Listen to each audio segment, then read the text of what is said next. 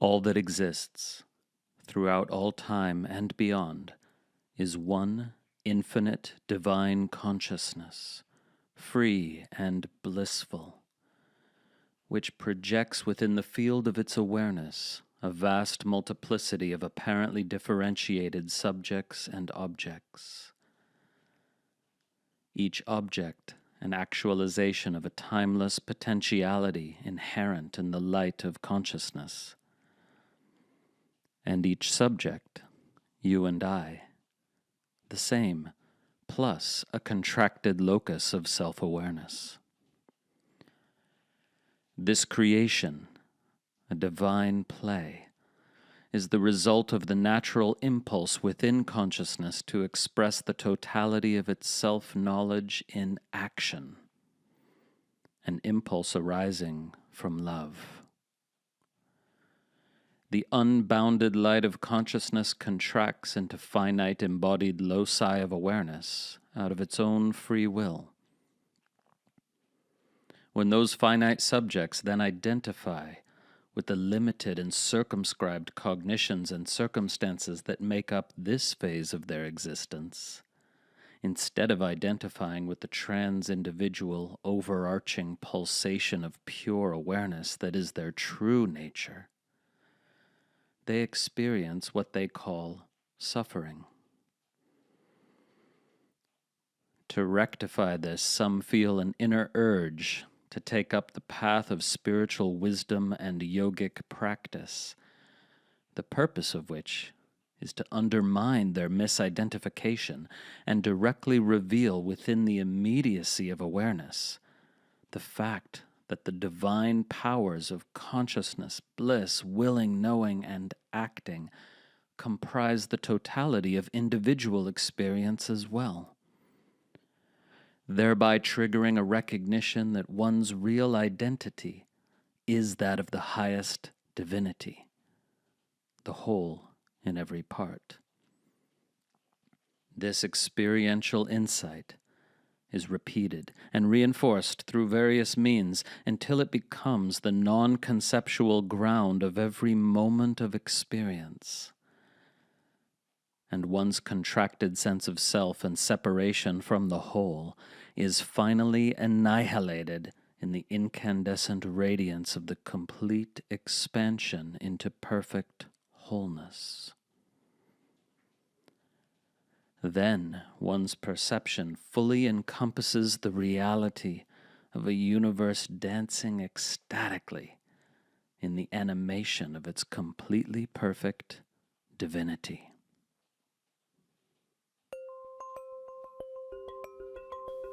Tantra Illuminated with Dr. Christopher Wallace is a journey through the depths of the human experience, as viewed through the lens of the tradition called non-dual Shaiva Tantra.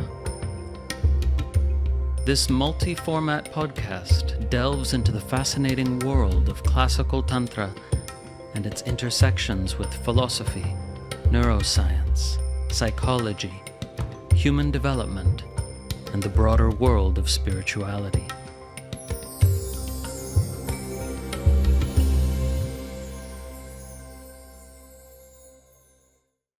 Today's episode is a solo episode, and I'll be exploring the goal of tantric practice as well as the view that empowers that practice. There's an important principle in the tradition called alignment of view, practice, and fruit. And this simply means that in order for practice to be successful, it must be aligned with the desired goal and empowered by a view of the nature of reality, one might say a philosophy, that aligns with the practice rather than undercutting or undermining it. So the first step in this contemplation is to clarify your aspiration. That is to say, to get clear on the goal of practice, why you are practicing. And I'll talk in a minute about how the tradition conceives the goal. But once you know what your goal is, then you can investigate whether your practice will actually lead to that goal, or whether something is missing from your practice, whether it's incomplete. And in this contemplation, we speak with our teachers, because often we don't have enough perspective on the matter to have the necessary clarity. So it's obviously very important to know whether your practice aligns with your goal. And then, once you've verified that, it's important to have a view that aligns with your practice. So what is the goal of practice according to non-dual Shaiva Tantra and the tantric traditions more generally? Well, the goal is articulated with three key terms. One is bodha. The Buddhists tend to use the spelling bodhi, but the meaning is the same. The meaning is awakening. But the word bodha also means awareness. And indeed, what we call awakening is really just a form of clarified and intensified awareness of the nature of reality. So awakening might involve a dramatic shift or not, as the case may be. It may be a gradual and undramatic shift into greater awareness unclouded by our mental constructs, our narratives about the nature of reality. And when I say nature of reality, that includes much that is important to everyone. What does it mean to live a good life? What is the meaning or purpose or value of human existence? What is life? How should we be in relationship to this world? All of that is part of what's meant by the nature of reality, so it's not an abstract philosophical contemplation. So bodha is awakening to the nature of reality, and that begins, first and foremost, with awakening to your true nature, to the nature of your own fundamental being, we might say. This is something that is not easily definable in words, because what we are is not conceptualizable, and therefore not easily articulatable. But awakening to our true nature is the goal of this path and of many spiritual paths. But we also have the key word in the tantric tradition of mokṣa, also known as mukti, and this means liberation, freedom. What sort of liberation? Well, the word refers to freedom from suffering, freedom from all mind-created suffering specifically, freedom from the cycle of suffering, known as samsara, and the word also refers to freedom from self-images, that is to say, from what we commonly call ego, freedom from mental bondage of all kinds. And this entails, of course, freedom to be natural, freedom to express our essence nature, unconstrained by the mental constructs around how we should be, or how others have told us we should be. There's a lot of nuance that's really needed on that subject that we don't have time for today. Suffice to say, the goal is conceptualized as awakening and freedom. And even though these are quite different words, they have a close relationship with each other. We might even say they're two sides of the same proverbial coin, meaning to say, when you become more awake to what you fundamentally are, that is what opens the door of possibility to this freedom, this liberation. And the more awake you become to what you are, the easier it is to actualize that freedom. And having actualized some degree of that freedom can enable us to become more deeply awake to that which we fundamentally are. So there's a kind of positive feedback loop between awakening and liberation. Now, the third term that characterizes the goal in classical Tantra is bhōga. B-H-O-G-A, bhōga. And this means enjoyment, the capacity to enjoy life more fully. So this aspect of the goal of practice is very much a part of the tantric tradition and very much not a part of other spiritual traditions. So the classical yoga of Patanjali or traditional Vedanta, and many other examples could be given. They are fundamentally transcendent paths, so they don't include the capacity to enjoy human life more fully as a legitimate goal of spiritual practice. There's some nuance that could be added there, but again, in the interest of time, I'll simply say that in classical Tantra, the goal of enjoyment, the ability to enjoy life more fully, is significant, yet it is always subordinated to the basic goal of spiritual practice, which again is awakening and liberation, where those are again seen as two sides of one coin. So when we contemplate the goal of practice, it's important that we make it make sense to us. So we have these basic terms like awakening and liberation, but we have to render those concepts in ways that make sense to us. Like what precise kind of liberation do you aspire towards? And what flavor or aspect of awakening most draws you?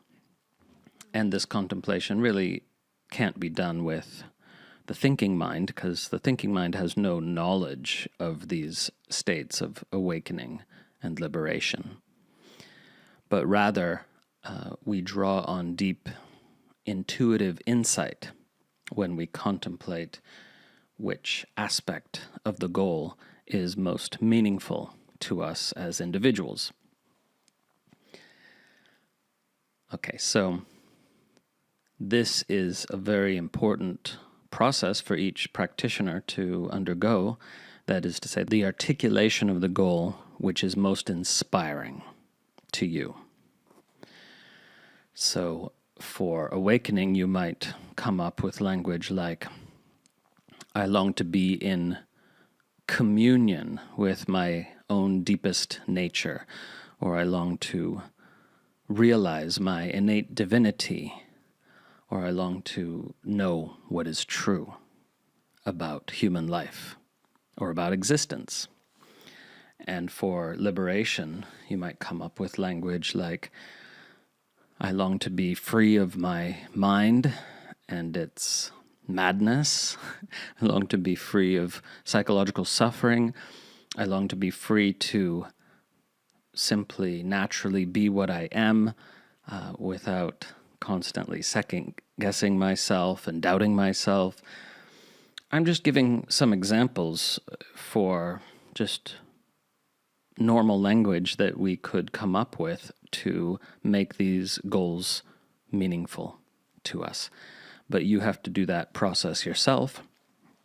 You have to find that articulation of the goal which is not only meaningful but inspiring to you. And then you can investigate whether your practice actually has a chance of leading to that goal. And again, we do this in consultation with our teachers.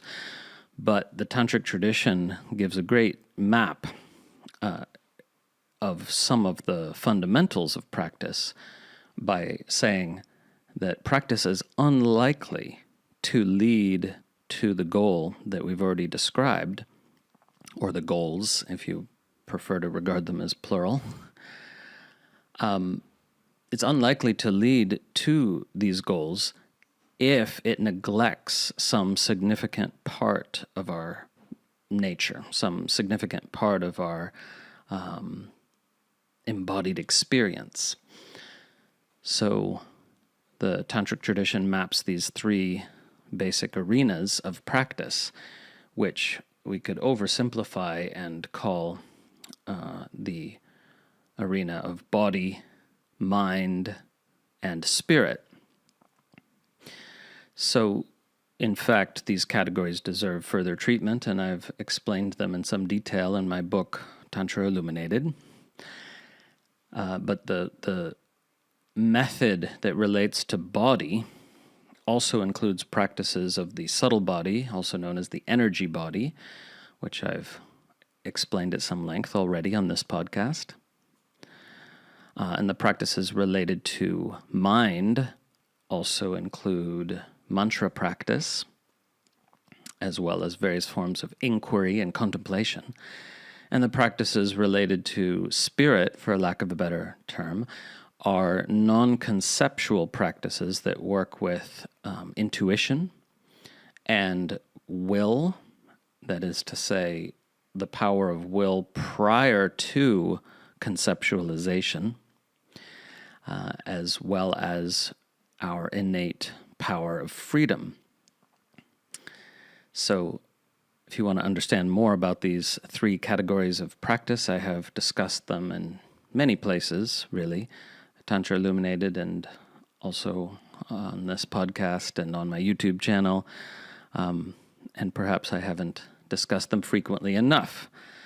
Because again, unless we are practicing in all three arenas, unless we understand the tools available to us on the level of body and subtle body, on the level of mind, and on the level of spirit, then we could be neglecting some key practice or key aspect of our experience, which must be incorporated into our spiritual life in order for our practice to actualize the goal. Okay, so having said that, your practice needs to be empowered by a view. Now, here is where Tantra, for example, disagrees with some other Asian traditions and some other Indian traditions particularly, namely Hatha Yoga. For example, Hatha Yoga makes the argument, at least in some sources, that it doesn't really matter what your philosophy is, it doesn't matter what your view is. Hatha Yoga claims to present practices that are effective regardless of what view one holds. The primary problem with this claim is that there's very scant evidence, if any at all, that this actually works. Of course, when we say works, we mean the practice leading to the threefold goal of awakening, liberation, and enjoyment. Of course, practice can be felt to have some effect. You could even have some powerful experiences that seem to indicate to you, oh, my practice is working. But in this tradition, we measure the effectiveness of practice not in dramatic, mystical experiences, however wonderful those are. We measure the effectiveness of the practice in terms of whether we are increasingly awake and aware and free in our everyday lives, in what we might call our default state. So the effective practice needs to be observed and clearly observed in our default state, not in the extraordinary peak experiences that might be triggered by practice. Okay, so we don't have any good evidence that practice without view results in a permanent state of awakeness and freedom. And indeed, many traditions argue that view is necessary. Shaiva Tantra and Buddhism and many others. So what is view? View is your orientation to the nature of reality, right? So view includes some of your fundamental presuppositions that make practice meaningful. In fact, we would argue that it's not really possible to have practice without view, because then there wouldn't be any clear reason to practice. So view, which in fact also includes the conceptualization of the goal, we of course want not merely to conceptualize it, but to have direct experience of it. And so the goal is only attained when we experience it non-conceptually. But the conceptual understanding of the goal is incorporated within the view. And view also includes a kind of description of the nature of reality that serves to orient our practice. This is something that's quite hard to explain conceptually, but whenever you're doing spiritual practice of any kind, you are implicitly faced in a particular direction. And that's the direction of your view, right? Whether you know it or not, you're oriented in a particular direction. So we argue in this tradition that the best, most assiduous, most diligent practice is almost as good as useless if you're faced in the wrong direction. Right? If you're faced in a direction and moving in a direction that is not going to unveil the nature of reality to you, is not going to help you actualize your goal. For example, if you held let's say, a nihilist view, but nonetheless did practice, it is even possible that your practice, if somewhat successful, could empower your existing view, strengthen it, right? So if you hold a materialist come nihilist view, then you wouldn't want practice to be very effective, because it's only going to strengthen the pre-existing view, which doesn't lead to awakening, liberation, and further capacity for enjoyment. This, at least, is the argument within the tradition. Okay, so the question becomes, what orientation to the nature of reality, that is to say, what view, is sufficiently empowering to practice and aligned with the exact sorts of practices that you're doing, and can therefore enable practice to lead you to the ultimate goal. So this is the key question, and in fact, the question is answered by traditions themselves, because we could even define tradition as precisely that context in which view and practice evolved together organically. So each tradition, spiritual and religious, if it's been around long enough to have developed some coherence, at least internal coherence, then its view and its practice are going to be aligned. So this is the problem with so-called New Age religion or new spiritual ideas and practices that just came around in the last, say, 100 years, is because they have not been around long enough for this very strong relationship between view and practice to develop, which is tested over many, many centuries. Okay, so in other words, what the implication of this is indeed that you can't take the philosophy or view of one tradition and try to stick it together with the practices of a different tradition, because they're not aligned. They didn't evolve organically together in this process of trial and error, whereby view comes to empower and reinforce practice in various ways and also make sense of what happens during practice. So if you want to ensure alignment of view and practice, you need to avail yourself of a tradition in which that alignment was developed over many centuries. Okay, so in any given tantric tradition, whether Buddhist or Shaiva or Vaishnava, the view is already aligned with the set of practices that that tradition offers. So then the only question is to investigate which tradition seems most compelling and resonant for you. Okay, so I've already described the goal, and then the set of practices I've only alluded to, because of course there are hundreds and hundreds of distinct practices in the tantric traditions, and in Shaiva Tantra in particular. But now I can share with you the view of this tradition of non-dual Shaiva Tantra, which was developed precisely to successfully orient the practitioner in such a way that their practice can bear fruit.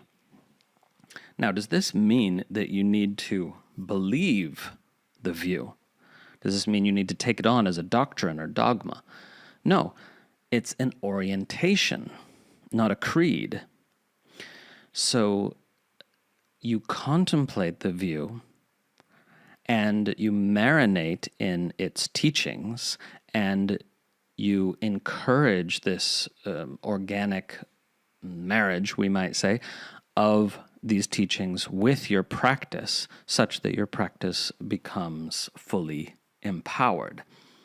And if you don't know what I mean by practice being empowered by a view, well, you will if you choose to go down this road, if you choose to investigate this experientially, because it is a very palpable thing. There's really no comparison between practice with a feeble view, an implicit view, rather than a powerful explicit view.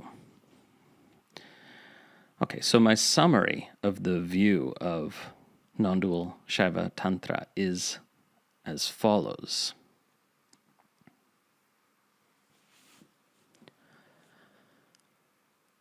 All that exists throughout all time and beyond is one infinite divine consciousness, free and blissful, which projects within the field of its awareness a vast multiplicity of apparently differentiated subjects and objects. Each object an actualization of a timeless potentiality inherent in the light of consciousness.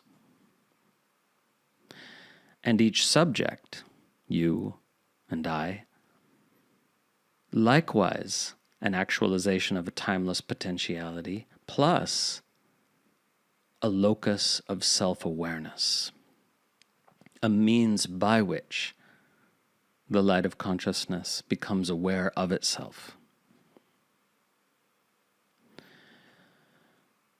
This creation, a divine play, is the result of the natural impulse within consciousness to express the totality of its self-knowledge in action, an impulse arising from love. The unbounded light of consciousness contracts into finite embodied loci of awareness out of its own free will. When those finite subjects then identify with the limited and circumscribed cognitions and circumstances that make up this phase of their existence, instead of identifying with the trans-individual overarching pulsation of pure awareness that is their true nature, they experience what they call suffering.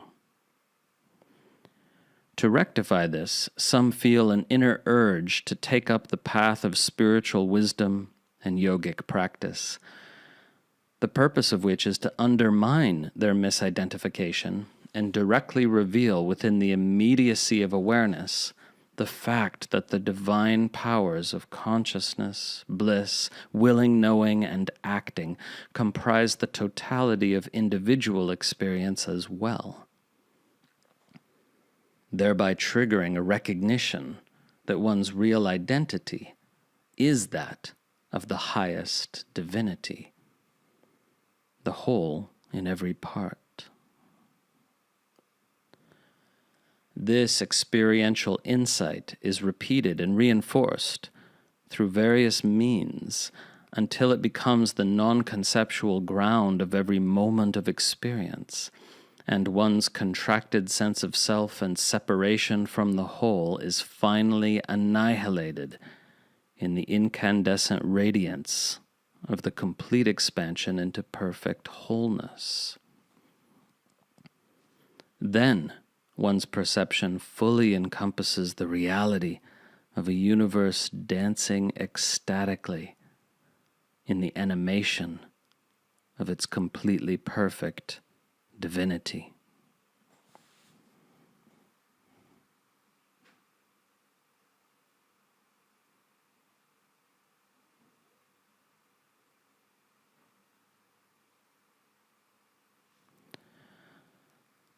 So this is the view that aligns with tantric practice, specifically the practices revealed and taught in non-dual Shaiva Tantra.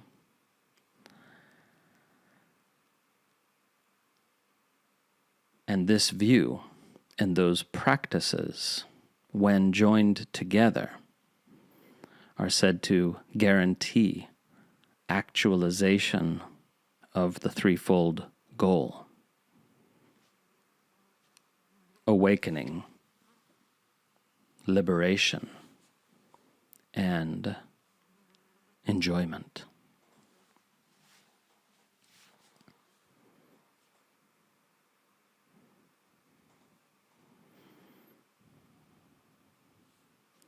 And if you want to investigate these topics further, you can, of course, read or review Tantra Illuminated, but also I go further into these topics in several courses, including 8 Keys to Liberation, on my educational platform, my learning portal, which you can find at tantrailluminated.org. May you be well, and may all beings be free. Hope you enjoyed the episode. Remember, you can always find out more about the tradition of non-dual Shaiva Tantra at tantrailluminated.org, where, if you wish, you can become a subscriber to our online learning portal, and you'll receive access to a vast number of recordings, including a comprehensive curriculum in tantric philosophy, tantric yoga, guided meditation, and much, much more. Music for the podcast composed and recorded by Ann Leader. Find her at annleader.com. Podcast produced by Grazia Tribulato. New episodes drop every week, and may all beings benefit.